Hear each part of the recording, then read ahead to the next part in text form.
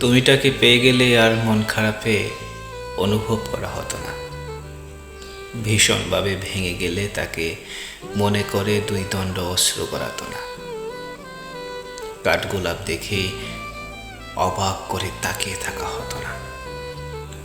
বেলি গাজরা দেখে খোঁপায় না থাকার আফসোস হতো না।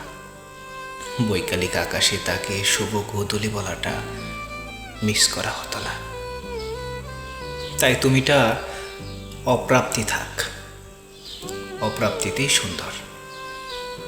তুমিটাকে পাইনি বলে আজ আমি সব কিছু বুঝি। ছলনা বুঝি, অভিনয় বুঝি, ঠকে যাওয়া বুঝি।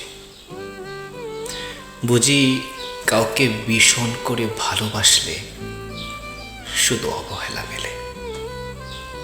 তাই তুমিটাকে না পাইয়া বোধ হয় ঠিকই হয়েছে।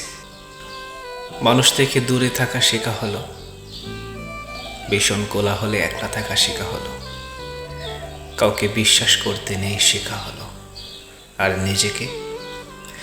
নিজেকে ভালোবাসতে হয় তা শেখা হলো। তুমিটা আসলে অপ্রাপ্তিতেই সুন্দর, একদম বৃষ্টির মতো সুন্দর, কুয়াশার মতো সুন্দর, আকাশের মতো সুন্দর।